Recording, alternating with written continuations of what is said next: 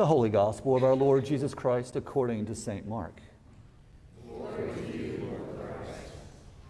Jesus said in those days, after that suffering, the sun will be darkened and the moon will not give its light, and the stars will be falling from heaven, and the powers in the heavens will be shaken. Then they will see the Son of Man coming in clouds with great power and glory. Then he will send out the angels and gather his elect from the four winds, from the ends of the earth to the ends of heaven. From the fig tree learn its lesson. As soon as its branch becomes tender and puts forth its leaves, you know that summer is near. So also, when you see these things taking place, you know that he is near at the very gates. Truly, I tell you, this generation will not pass away until all these things have taken place. Heaven and earth will pass away, but my words will not pass away. But about that day or hour no one knows, neither the angels in heaven nor the Son, but only the Father. Beware, keep alert, for you do not know when the time will come.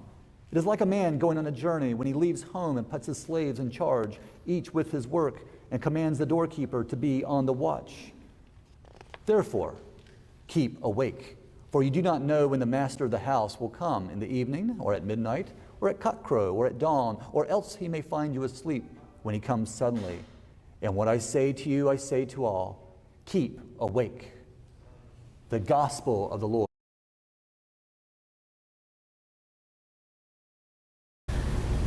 When I was young, I thought of growing old, of the life I meant to live. Would I have followed down my chosen road, or only wished what I could be? Kyrie Eleison for the road that I must travel. Kyrie Eleison for the darkness of the night. Kyrie Eleison, where I am going, will you follow? Kyrie Eleison on a highway in the night. Oh, oh, oh. Now, you know that song. I wish I could have sung it more by heart, but I still had in my ear Watchman of the Night. Sometimes it's hard to juggle the tunes. But that one's not hard to juggle that much because you've heard it when you were probably in the store, you heard it when you were in your car listening to the radio, you probably heard it in an elevator, heck, you might have heard it when you were in a hospital room. It is that word joined with the other that is very common, and we know that song because we have uttered it ourselves, we have hummed it, we have sung it. Kyrie Eleison for the road that I must travel. This song was written a little while ago. It was when I was being raised in 1985, and there we hear those words to which has a Christian meaning, a backdrop behind it. But most people, even Christians, don't actually know what it means. It's Latin, of course, Kyrie Eleison. Kyrie means Lord.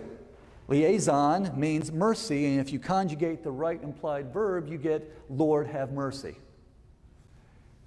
If you were to ask Richard Page, who is the main vocalist for the rock band Mr. Mister, who wrote that piece in 1985, he would say it was never intended to be a song. He wrote it along with his group to be a prayer.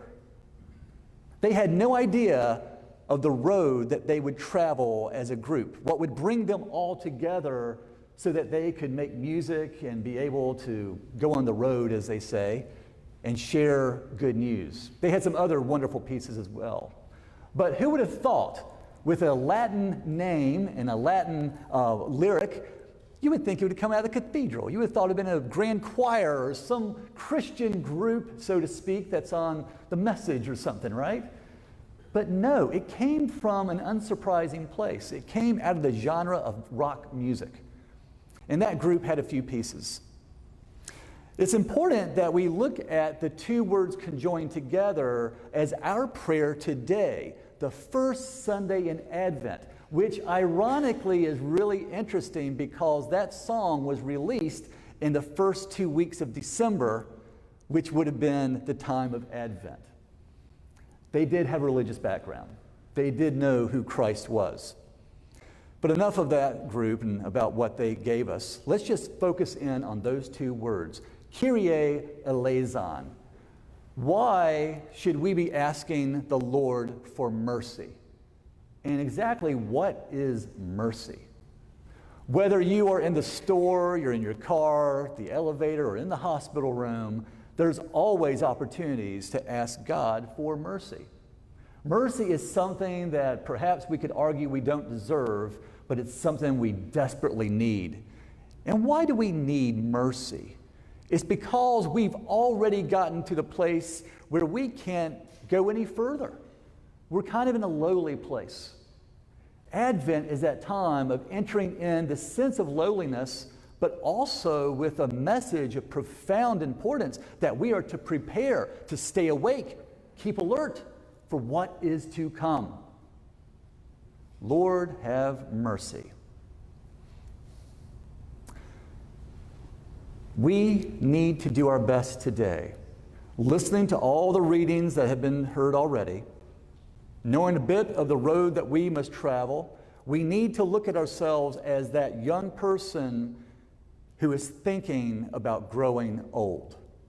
Now, some of you might say, well, Father John, I'm already old. I can't think about getting any older. But you can reflect. You can think about your youth. And when you started off in life, would you say that the world was wide open to you? You had all the time to think and dream of what the possibilities could be? Fast forward into your life, would you say, looking back, that your life turned out the way that you planned it? I'm glad to see people are shaking their heads back and forth.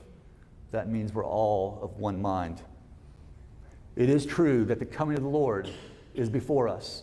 And the distance between Advent 1 and Christmas is so short. There is so much to prepare. There's so much to be ready for this coming. But Advent is not merely a historical event that prepares us for the coming of the Nativity. Oh no, it's much more than that. It is the time to which Jesus is brought into the lives of the individual as we invite him to come into our hearts, into our lives. You see, the problem is when we're young, they say that youth is wasted on the youth. Got a lot of energy, you can be impulsive. There's a lot of forgiveness there because you have a lot of time. But sooner or later, we have to think that if we're growing older, are we growing more into this understanding of who we really are? The readings today are there to capture your hearts and minds, to understand that we are part of the larger saga, the larger song, the prayer, joining with the chorus of Kyrie Eleison, Lord have mercy. Each of us has our own story to which we can share with one another, and we also know that the Lord can move in a mighty way in a very quick period of time. Isaiah, 8th century before Christ, 800 years, he already saw what was happening to his people, the people of Israel, for not abiding in the Ten Commandments. Did any of you wonder why we recited the Ten Commandments on the first Sunday of Advent? That's actually a tradition of the church. Advent 1 marks the beginning of the Christian year. And what better way to begin and prepare yourself than to say, Lord, have mercy, give us your will. What is your command for our lives? So there's good reason why we said them, and further, it's even better that we live by them. God said there is good reason why I should be the only God. There's a good reason why you need to keep the Sabbath holy. There's a good reason to honor your mom and your dad. There's a good reason that you don't commit adultery or you steal, and you know the rest of that list.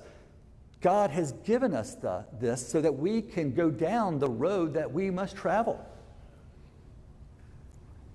Do you think if you knew what lied ahead in your life that you would have chosen that path?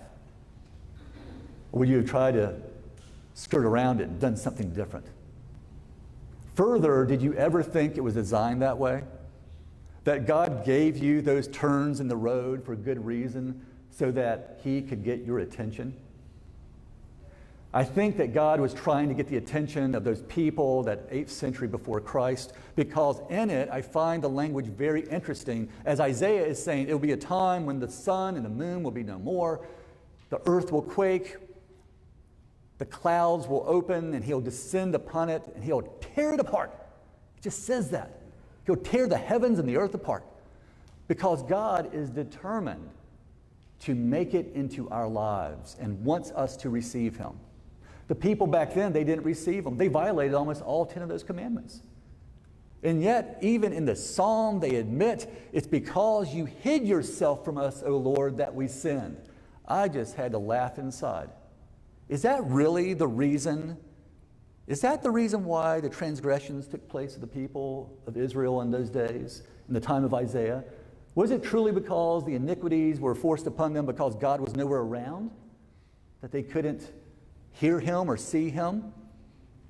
Is it possible that when we violate the commands and we sin, blatantly sin, knowing what we're doing, is it possible that God's face seems hidden from us? Maybe it's our sin that clouds our better judgment. Maybe it's because we wish the life it's meant to be. We've all heard that cliche, you make plans and you'll make God laugh. But it doesn't seem like a laughing matter when you read the Old Testament. It seems like he's angry. It seems like he's mad and he's ready to come down and have wrath on the earth. Well, love can be pretty powerful too. And sometimes we might mistake that for what it really is. God was trying to get the people's attention. He was trying to steer them on the right path. He was trying to say, will you please let me come along with you and guide you? What was the road ahead that was traveled by the people of Israel for those years? Abductions, kidnappings, bloodshed, violence, a terrible, terrible saga of human history. And yet God called people to prophesy and tell them, change, stay awake, be alert, know what God's commands are, and listen to God's voice. For in those days it will be a mighty act. Jesus is going to take that and go a step further. And he's even quoting Isaiah himself, 800 years later. And there he says, in that day, there will be a darkening of the sun, and the moon will no longer have its light, and there will be massive quakes that you have not seen before.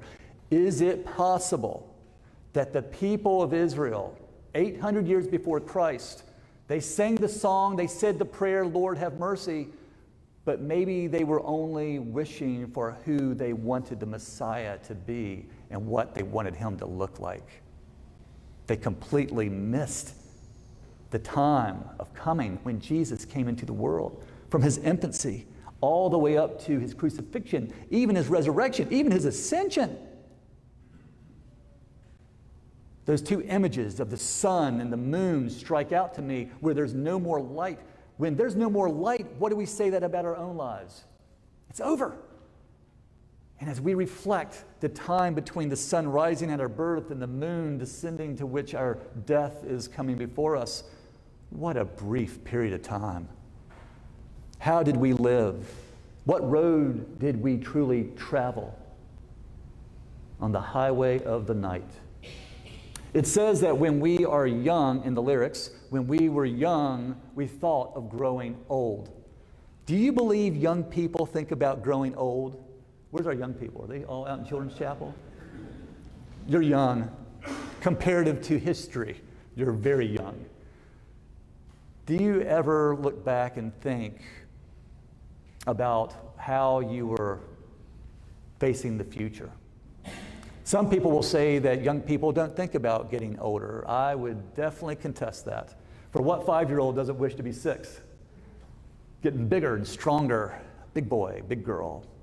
What about a 15-year-old who desperately wants to get the keys to the car and that license so that they can go places and roads to which they can travel, even on the highway of the night? Places they've never been before. And what about the college graduate who is desperately looking for climbing that ladder and finding their career path, designing it how they think it would best be suited for them and their plans?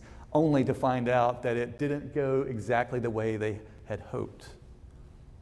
What about the parent who looks at their children and wondering how they'll provide for their future, and probably at the same time thinking about how much strength they have before their own retirement? And then there is, of course, the aged, the wise, who have to look back and wonder, how did I spend my time? Looking back at the people that you met, the places that you went, what was truly important if you didn't have God in your life? You don't travel with Jesus, the road gets really bumpy, and sometimes you feel like the light is disappearing. When I hear of people who don't have faith in Jesus, for He truly is the Savior of the world, He is truly coming for each and every person, why would they turn Him away, I wonder? Sin, transgressions, and iniquity, the things that cloud us and take away the light. In our collect it says we're to put away the darkness and we're supposed to take on the armor of light. And the only way you can reflect that light is based on what you take inside of your heart, or who you take inside of your heart. So today, dearly beloved, we have to take that in consideration. And then finally, at the end of that lyric, on that third stanza of that song or prayer, it says, on the highway of the night. Have you ever driven on a late night on a highway, maybe a little inclement weather with the rain or the fog, as we saw this morning, and not quite certain about how you were going to get to your destination, and you had to keep awake? That's what the Lord is talking about. He wants to bring you mercy and give you strength during those times, those days of challenge. Because without Him, you might run off into the ditch. You might hit a wall. You might go somewhere which you didn't plan and you didn't hope to go. So on the first Sunday in Advent, the coming of Christ is surely going to happen. I would hope that you would look at it not merely as a historical intersection, but an intersection to where Jesus meets you in your life and says, can I come along with you? Today, for all those who are weary and heavy laden, for those who have been on way too many roads at the late of night without that strength, I pray that you will turn to Christ. I pray that you will invite Him into your life. And when you are weary, I hope that those two words will be on your lips in Latin or perhaps in English. Kyrie Eleison, Lord, have mercy. In the name of the Father, Son,